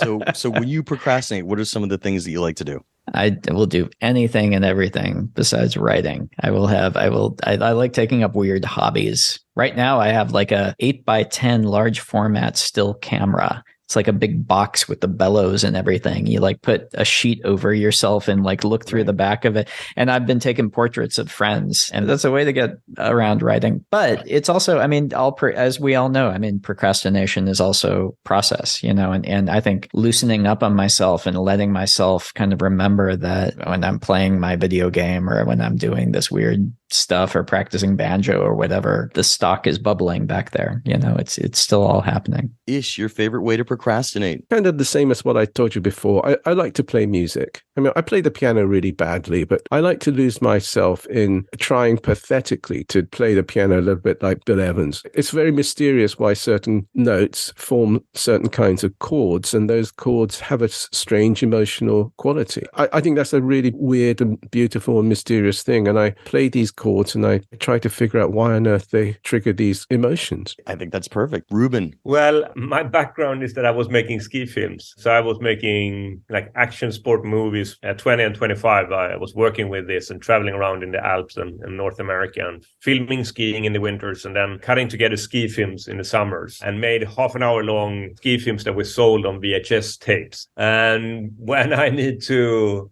just not think about anything, get away from stress, I actually watch ski movies. And it's a way of, neutralizing all other thoughts and get me in a stage where I'm completely relaxed, actually. So that is something that I still do. I watch ski movies, even if I don't ski that much anymore and I don't film any skiing anymore. I really like to follow the progress of the sport. Sarah? Okay, I have many flaws. I'm going to start by saying that I'm not a procrastinator. I just write. Now, I don't write for long and I don't have a lot of stamina, but I've never just sat in front of a blank page. I think because I'm not a perfectionist, and that's really helped me in my life. I just throw out a whole bunch of stuff and knowing I can change it later or fix it later or eliminate it later. But I just get as much done as I can in a short period of time. I don't have many hours of writing in me a day, but I get a lot done in a short amount of time, and then I'm kind of done for the day. Would you say that the walk you were talking about earlier is really not a procrastination so much as it's a subconscious break to let your mind continue to tell the story behind? Yeah, absolutely. That's just kind of like something that, I do because it makes me feel good. But I do find that my brain just works in a completely different way and finds solutions to problems I didn't even know I had sometimes. So it's not like an active thing of I'm going to walk to write. I just kind of walk and stuff starts occurring. I think physical activity is everything. And I'm someone who spent most of my life being very physically inactive because I do feel like I kind of have like a writer personality where I'm like, I'm never bored being alone in a room ever. Like you could lock me up for months, I'd be happy. Like I'm fine. In the last few years, as part of, recovering from a concussion, physical activity had to become a really big part of my life. And I cannot believe how it's opened up my brain. I can't believe what it's done for my mood. I can't believe what it's done for my relationship to my work. And I now just feel like any day that I haven't exercised isn't a very good writing day for me. Writing theme could be tough. It's kind of like walking a tightrope. And if you don't have enough, your film will seem weak. If you have too much, you'll be hitting your audience over the head with it. I'm curious about the challenges each of you faced while writing theme. Ian and Lesley, starting with you. Yeah, a huge theme was the betrayal of the youthful generation. And that's, again, where the storyline of the armistice really came into play, that constant juxtaposition between the upper brass and the everyman in the trench and how they have no control over their destiny. Also, the patriotic fervour, certainly at the start of the film, and how that arcs and finishes with the exact opposite. I think that was a really huge one. In the futility of war, which pretty much is encapsulated in just about every scene of the film. And the microcosm of the entire war being in that last 6 hours where the war was over and yet men were still getting sent to their death, that encapsulated our entire theme in that whole section. So yeah, I felt that was one of the strongest pieces that Ian and I, really had. That driving force was so intense in the book.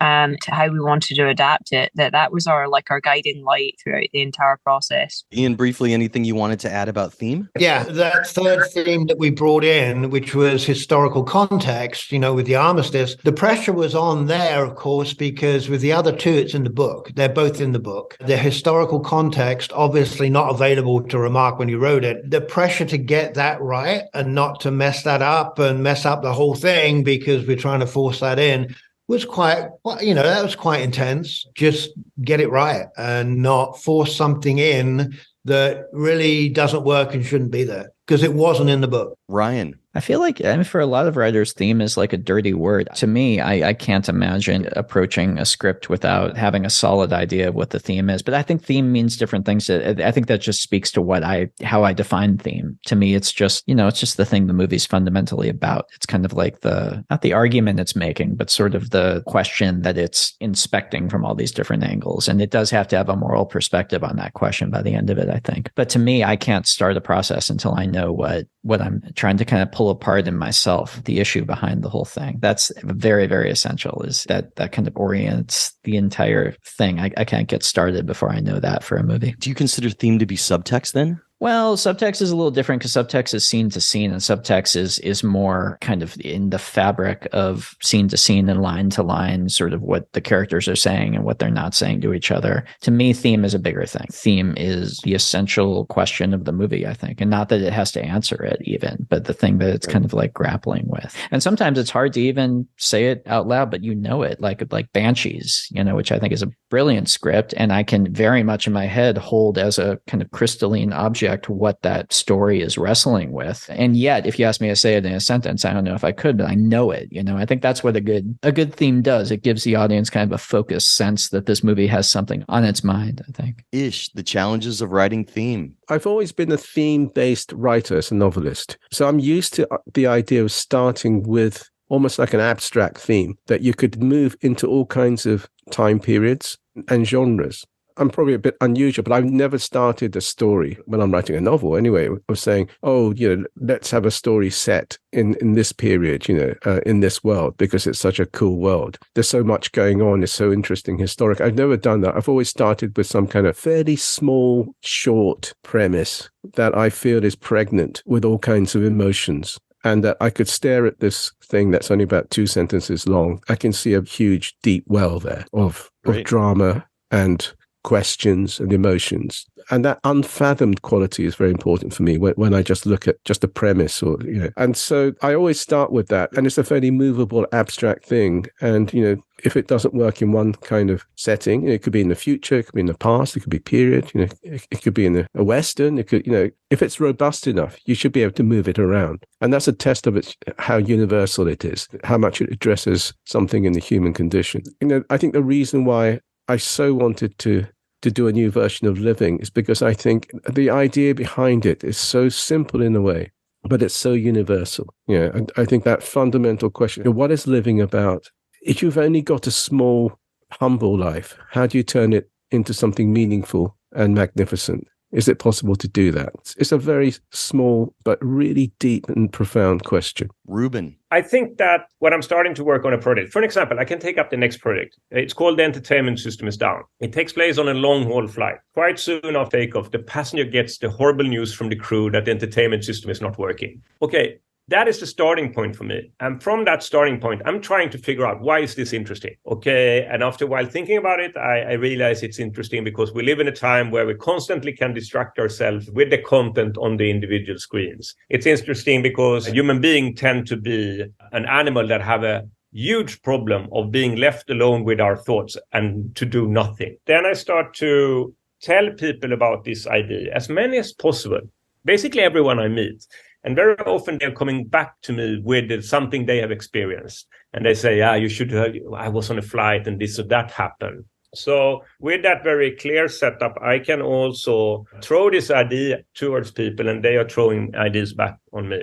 Then I collect all the ideas that I think is connected to the theme in some way. And the theme is always like in the backbone of the whole project. So if I have a scene that I think is good, but have nothing to do with this theme, then I don't include it. And as soon as you have a theme in the backbone when you're walking around and looking on the world, you will also get inspired of everyday life things that happens. So you see something that is like, I was going on a subway train quite recently. Everybody was sitting down and looking at the screens. It was absurd to see, like, everybody was sitting down. And I was thinking, the film starts on an airport. I want the main characters to go on one of these trains where they experience exactly this. I want to highlight the kind of difference that is going to happen in the film from when the screens are present and when the screens are off that are going to be in the flight. But for me, that's basically what is deciding if a scene should be in the film or not. So I'm not so much about storytelling. I'm much more about like collecting scenes that I think is connected with the theme. Then I'm trying to put them into the film in some way where it makes sense when it comes to the storytelling. But first of all, I always attack through the thematic and then collecting the scenes. Sarah, the challenges of writing theme. You were dealing with a lot of themes here. Literally, as you said earlier, a philosophical and religious argument and debate of sorts is taking place. What tips and tricks could you give us that worked for you? You know what I think with theme is I don't think about it. I'm either telling a story that I've come up with that I'm really interested in and I'm not really sure why until later, or I'm adapting a book that has its hooks in me. And I think usually for me, if something's really powerful, I don't actually understand the power it has over me until I'm done working on it. And so for that reason, I find like identifying theme really tricky because it's nailing down something too much for me. Like I want to live in the mystery of it a little bit so that it retains its power over me. And it's the unpacking of that and the figuring out of it that makes the writing process exciting for me and the filmmaking process exciting for me. So I think maybe later when it's done, I can kind of, take a Post-it note and I'll put up, this was the theme, but I don't think I ever think about it when I'm writing. Do you think about it between drafts? I never even think about it. Okay, I definitely think about the questions a film is asking or how to talk about it to other people to help them understand what I'm trying to achieve. It's funny because I do a lot of rewrites for other people and I write a lot of scripts for other people for hire. And I would say in those kinds of conversations, when you're doing those jobs, it's really important to talk about those things and think about those things and know about them. But it feels more like carpentry to me when it comes to like something kind of blossoming out of you that's this urgent thing that you have to say and you're making the film of it. I feel like I want to sort of be very connected with my subconscious. And sometimes that means, not finding the label book, Absolutely. And by the way, I love the carpentry. Like, I didn't mean to like diminish it. Like, my favorite thing in the world is writing scripts for other people and doing rewrites. And I do find those conversations really interesting because they are so much about craft. It just feels like a different part of my brain I'm using sometimes when I'm making something where I don't have to explain everything to a person because I'm going to be the person in charge of actually manifesting it later. I'm curious about what you find to be your most personal element when writing this screenplay. Something you put in the script that only means something to you. And unless you tell us about it, we won't know. It could be a location, a prop, a book, a song, some sort of a reference. Tell us what was your most personal moment in this screenplay. Ian and Lesley, starting with you. It was really the whole idea of trying to stay true to the everyman. When you see Paul, it's not about politics. It's just the everyman put in extraordinary situations, doing extraordinary things, just trying to survive the next 10 minutes. Sure. And, I know my dad would have very much liked that. He wasn't a political person, but loved the military. And I know Grandad Reynolds would have totally been representing the everyman. I don't know if Ian mentioned this, but his granddad signed up for the war when he was too young, just like Paul does in our film. So that was a big inspiration for that moment in the film that I think Ian's pretty happy about. Is that right, Ian? Yeah, for sure. I mean, it was sort of mirrored my, Grandad Reynolds in a lot of ways. A lot of gas stuff in the film was very much, okay. When I was thinking about him too.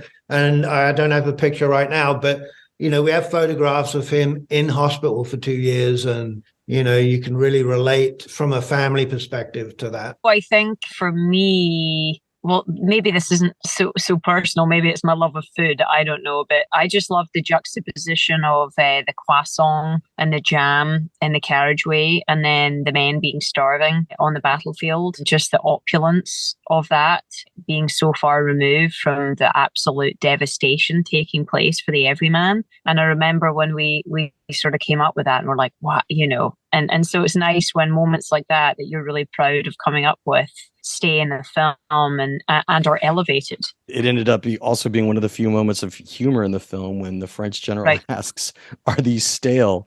And he's told yes, and he's like, "Good, give it to the Germans," which was definitely a moment. Ryan. There's a ton of, hopefully every single thing of it, that to me is part of the fun of it, is kind of like layering in all these things that are resonant for me in my life that will probably mean nothing to audiences, but hopefully you get the sense that there's some richer thing there. I don't know if I want to, I don't know if it's fun to say any of them because who cares? And then it kind of shines it's like turning on the lights on Space Mountain a little bit. It's kind of like, oh, that's it. Oh, okay.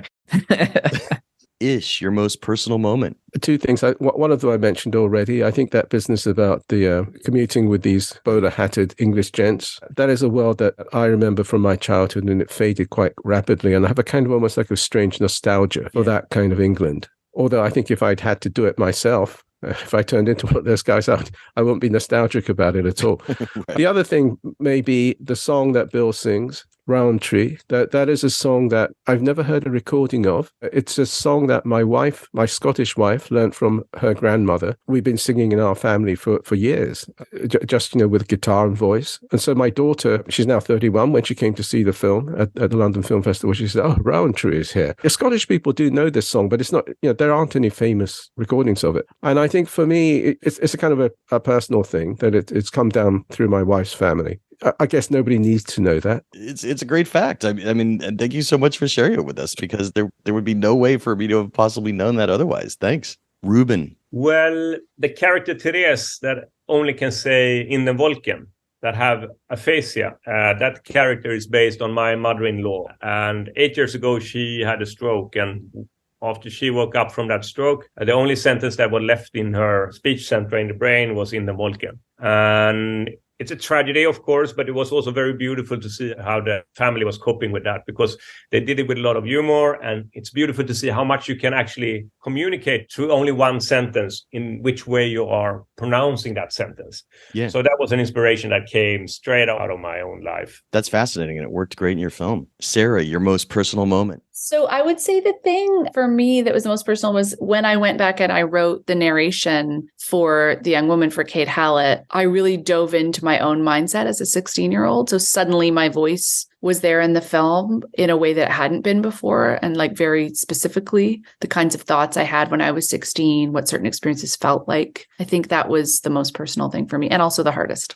Self-doubt is something that a lot of screenwriters face. And I'm curious about something that on the page you were worried about working, but by the time it was shooting or by the time you finally saw it, it worked out just fine. Or even a happy accident that was discovered along the way. Ian and Lesley. Here's the thing. With film, they always say good casting is the save all, Sure. And what we put in the script and the Ed actually added to, we could never have envisioned how good Felix was, the lead, Felix Camera. And so when he came on board and he was delivering lines and he was just acting, we were like, wow, this guy is just making us look so good. And, for me personally, it was just what a find. And thank God the casting, found him, because he was so good at that role and actually just dropping right in there. And the believability was so immense. I would have said the shell hole scene with the Frenchman. It was hard to know that we could truly convey the emotionality of that scene. And again, that came down to the performance, the edit, the way in which it was shot. Yeah, that was definitely a tough one for us to both write and to sort of trust, I guess, that Ed could pull it off. And of course, he did in Felix as well. I mean, oh my goodness. Ryan. It's funny, especially with comedy and with kind of like not just comedy, but moments that are made to get a reaction from the audience. Because the reality is you're kind of like throwing darts with your eyes closed a little. You kind of just trust your gut and kind of aim where you think it should go, but you don't really know until you put it up in front of an audience. There's a bit in Glass Onion where Helen is lying there and she has put the hot sauce on her, and there's a drop of hot sauce that rolls into her nose. I wrote that and I thought, oh, this will be fun. This will be a nice little kind of like fun thing. I don't know if we'll keep it. And then we shot it and kind of mocked it up in the rough cut, and we showed it to a couple like little small, like 5 or 6 people groups, and it never got a reaction. And I was like, oh, maybe that didn't work. Maybe that didn't play. And I almost cut it, but then thank God I left it in for our first test screening. And when we got a theater full of people, it was so much fun. They just like went nuts as that drop was rolling towards her nostril. And so, I mean, it's stuff like that where you just, you kind of have to try your best and go with your gut, but then you never know till you put it on its feet. Ish. I'm not a professional screenwriter, really. You are now, my friend. Okay. I'm a professional novelist, so I feel secure on that side. But when I'm writing a screenplay, I had no idea it was going to work at all. To be honest, I pitched this idea to Stephen Woody and Elizabeth Carlson, the 2 producers, with the central idea that Bill Nye should be in it. But I wasn't proposing to write it myself. It was in the spirit of saying to a couple of friends, look, I've got a great idea for a film. Please do it. I think I've always wanted this to happen. Please go and do it, and then show it to me. I was never that confident that I could actually write the screenplay, and I took some persuading, actually, because I so wanted a good film to come out of this idea. And Stephen said, well, look, you've thought of it. You've got this kind of Japanese background. You've got some insight into the Kurosawa and also into this kind of Englishness you've touched on in other work. So look, just have a go, just do a draft. And if it's terrible, I'll go and find somebody else to write it. And so it wasn't just one part that I wasn't sure of, Jeff. I mean, I didn't know whether I could make it work at all. And my fear was that, yes, I will let down all these great actors and all these terrific people by not having a good enough script. And I will let down the Kurosawas, and Kurosawa himself. In terms of self-doubt, I mean, that's quite a lot of stuff to have on your shoulders. Right. I got to say, I'm a longtime fan of your work, and I hope you keep screenwriting. So, hopefully this Oscar nomination lets you know that, you should take another crack at some other stuff too. Keep writing for sure. Yeah, I mean, it's taken me completely by surprise. If we just got away with my script, and they've made a fantastic film out of the script, and I'd have been pleased. But to end up with an Oscar nomination is just completely amazing. And to be here on this podcast with you, with these other fantastic screenwriters, I mean, I just find that jaw-dropping. Yeah, and talk about imposter syndrome. I probably shouldn't be on the same show as these other people you're talking to. You absolutely should be. And we're glad to have you. Ruben, something that you weren't sure if it was going to work on the page and it finally did, or a happy accident. Well, I just wrote a little article about doubt when it comes to filmmaking in LA Times. So you can check it up a little bit there if you want to know more about the kind of doubt that I'm dealing with. And I think many directors and screenwriters can relate to. But for me, every time that you go to set and you have a scene that you think on the paper, you feel like this is going to be so good. And as soon as you start to shoot it, you're like, this is so bad. How will I work out of like this horrible state that this scene is in? And you have to push and you have to struggle, and hopefully in the end of the day, you will reach something that you're really proud of. But for me, it's something when you have a paper product and you're starting to visualize it, that you're going to realize things that you couldn't predict. And this is just a part of the process. And you have to get used to that. In the beginning of the day, you are going to doubt. And before you see the element that makes you go, now I know how to solve this, you have to also have the patience of letting yourself not know. And if you dare to be there, okay, I don't know, and be honest about it. Tell the crew, like, okay, actually, I have not found out how to solve the scene yet. So you have to give me an example. You tell the directors, okay, give me an example. Try it out. So doubt is something that is just part of this process. Sarah, something you were worried about that wasn't going to work on the page, but it ended up working just fine, or a happy accident you discovered along the way? So one of the things that were the happy accidents was, there can be some pretty earnest lines in this film, especially from the character of Ona. And Jessie Buckley on set just started spontaneously in character, because it was her character to do so, started rolling her eyes every time she said one of those things. So suddenly these moments that I really thought were beautiful, but are like sort of hard for an audience to absorb because she's speaking kind of in poetry and abstractly and in this very enlightened way, would be followed by this enormous eye roll. So it gave this sort of exhaust pipe. Like there was this way of the audience being able to laugh at something. I could still have this sentiment in the film that was really important to me, but then there was this sense that we're allowed to laugh as well. And it just gave permission for the audience to laugh. So I think finding those portals to laughter were really important for us. Endings are important, and I think that each of these Oscar-nominated films really stuck their landings. So tell me about the challenges you faced in finding that perfect ending. Ian and Lesley, you added just the whole final hours of the war as this ticking clock and this maniacal general that wants to try and land one final German victory when the only victory of war is getting out alive. And it ultimately cost Paul his life.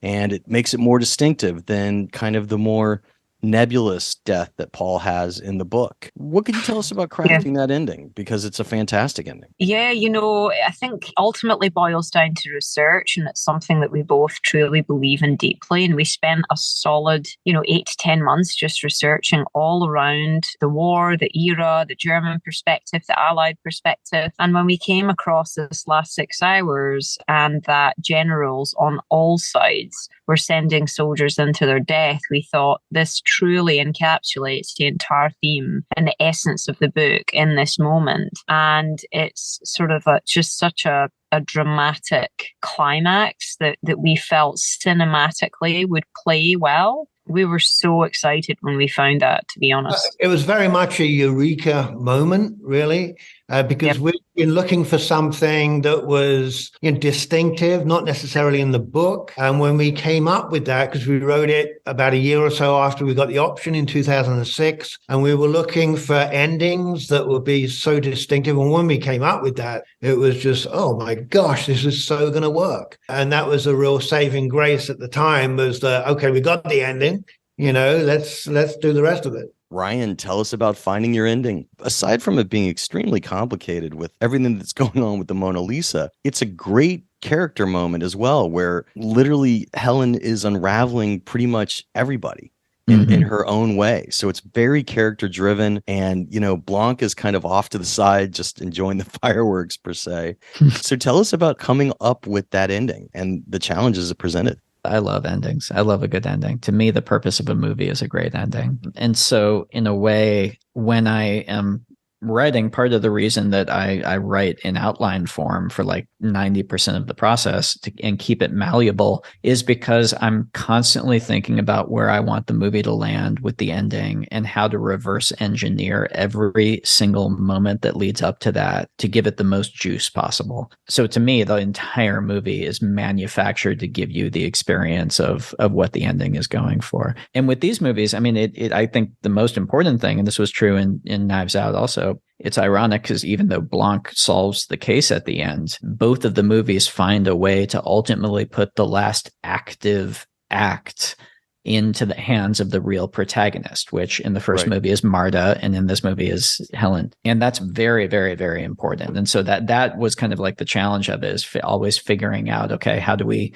make Blanc's role in it satisfying, and always remember that at the end of the day, it has to be Helen who wins. Ish, tell us about crafting your ending. I've always felt endings are very crucial. And when I've been a novelist, that's the one thing I've always known when I started my writing, was how it would end. Maybe not in every close detail, but the emotion that you land on. I think that's really important. I felt exactly the same thing when I was doing the screenplay. I needed to know where this was going to land emotionally. A very important thing for me is that, in this case, a film has real longevity in the hearts and minds of the people who experience it. It's one thing to hold the attention and entertain people while the film is running, but how do you achieve that really mysterious thing that linger in the minds of people and haunt them, maybe for years and years afterwards? Because I feel that's the real prize. That's the real award. And I have films like that.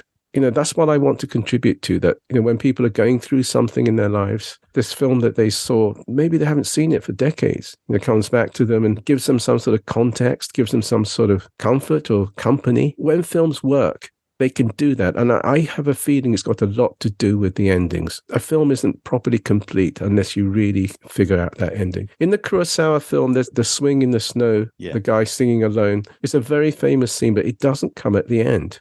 A whole bunch of things happen afterwards. And I thought, well, no, we had to actually end with that. And I moved it as close to the end as was possible. So basically, that's the last thing you experience. And then the lights come up. I loved having you do that. So yeah, great. Thank you. I mean, it was a simple thing. In the original Kurosawa, a lot of it is exposition during a very long wake scene. I broke up a lot of the material that's in that long wake scene and redistributed it into different contexts and different time periods in the story. And I think the famous swing scene, our equivalent of it, I thought should come right at the very end. And with that song, the Rowan Tree song, which I wanted also to have the audience associate with the wife that he had lost many years ago, which is when perhaps he had lost a part of himself. And so when he sings it at the end in tranquility, I wanted the sense that, he thinks he's refound that part of himself that he'd lost when his wife died many years ago. And possibly that, he's kind of looking forward to rejoining his wife. I wanted that feeling there. So that's probably something that's not in the original Kurosawa, but that was quite important to me. I saw it at the AFI Film Festival here in Los Angeles, and the audience just was really enveloped in that ending. So, again, kudos on taking an already great ending and making it even better. A lot of the credit has to go to Oliver for that ending. His use of the music there is terrific. And there I did have I wouldn't say an argument, but he was right, I was wrong. I wanted bigger music during the actual swinging.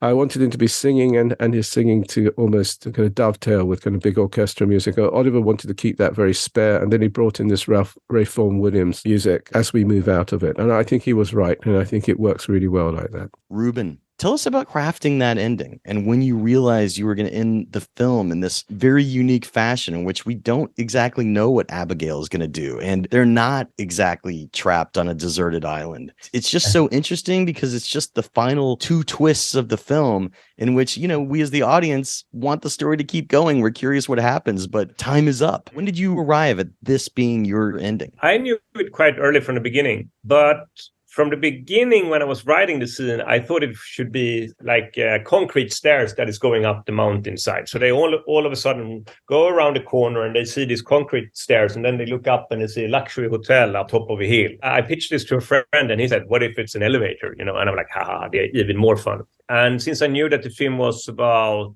hierarchies, class structures, about elevating in hierarchies, I knew on an early stage that I liked the idea that on this deserted island, the pyramid is flipped over all of a sudden again because they find out that there is not a deserted island. They actually can get back to civilization. And I thought it was interesting that only two of them are there to discover this, like Abigail and Yaya, is that Abigail now have a dilemma. And it is either she can kill Yaya in order to maintain her position in the structure, or she can let go of her kingdom. This is a typical dilemma because both of the options are hard. It's very hard to kill another human being. It's also hard to let go of your position in a structure. And whatever she does, it will have consequences. And I knew that I wanted to create a scene where we don't look at Abigail and what she is doing, rather that we as an audience identify with the materialistic setup of the situation. So we know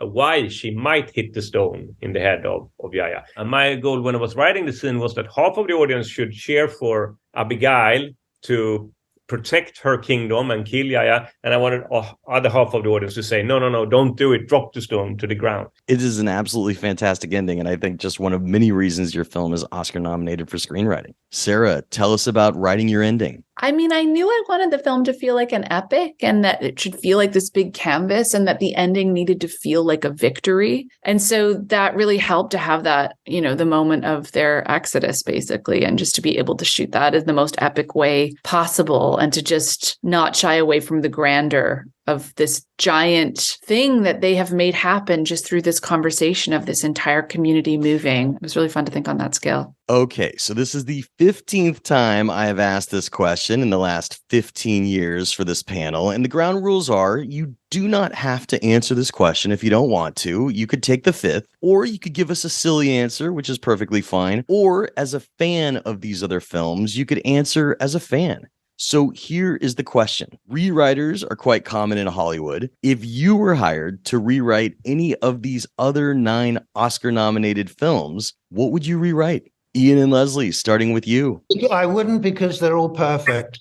There you go. Lesley? I love the scene in Tar where she runs on stage and she sort of beats up the conductor. I probably would have had a bit more of a throwdown of a fight. I would have seen her properly punch him and them getting a squabble. That would have been my little read because I wanted the payoff of that. I wanted to see her really go bananas. Rian, what, if anything, would you rewrite? Are you kidding me, man? That I bow down before these other nominees. There's no way I would touch a single word. I would love to just though, like get into their process, you know. You mentioned before the interview, and this blows me away. I will throw it right back to Ish that I would just be able to sit down with him and get inside the process of how he took one of my favorite movies of all time and somehow made it its own thing, but also not only didn't betray it, but honored it, but made it new. I mean, all of his writing is fantastic, but I would sit at the feet of the master and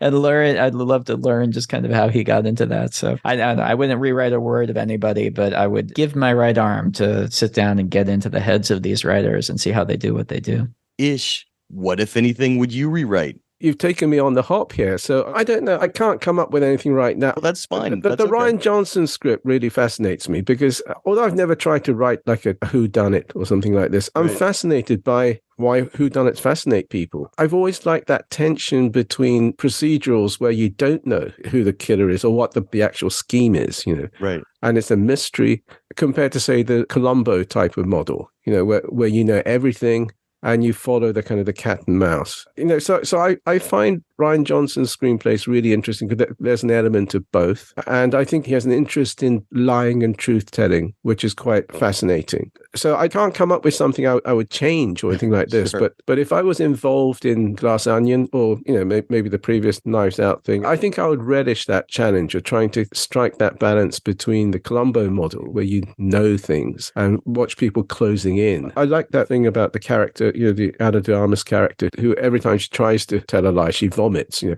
I think that focus on truth-telling, you know, lying, and human beings is a very fascinating aspect of crime stories. You know, because it's all about lies and why human beings lie and how well they can lie. I want Rian to bring you on as a co-writer for the third movie.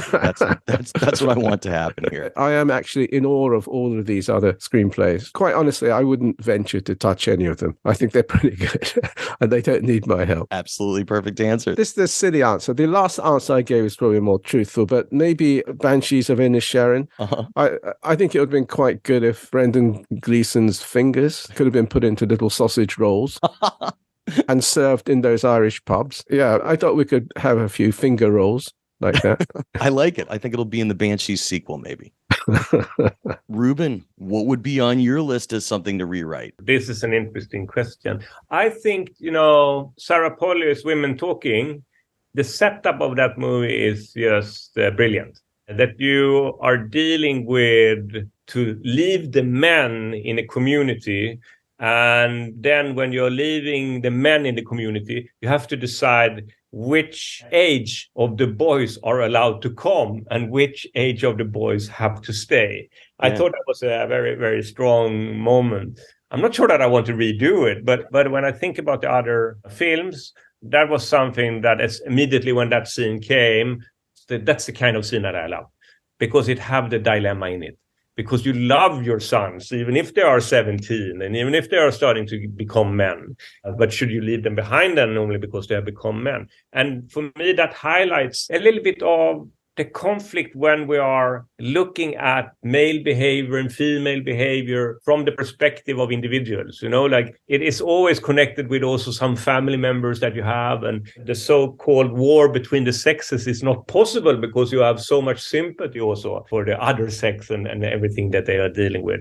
Just to clarify, are you saying that if you had a chance, you might have added a scene of the dilemma between a mother and a son and have more of that on screen because it really was kind of off screen in the movie? That would be very, very interesting, I think, if you would have gone even deeper into that. Sarah, what's something you'd like to rewrite? I'd really like to see Tar as a comedy. But it kind of already is in places. Yeah, but I mean like a really long episode of like Curb Your Enthusiasm.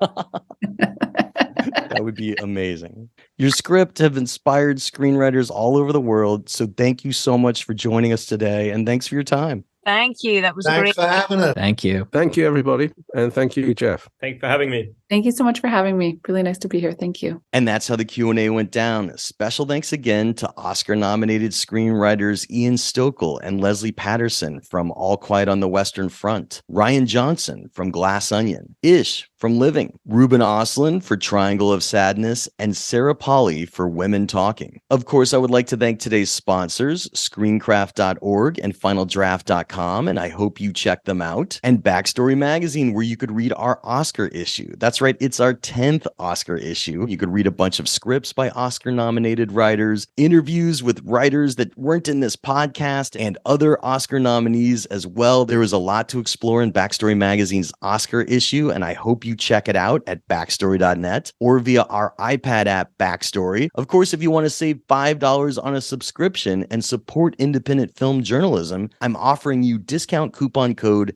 SAVE5.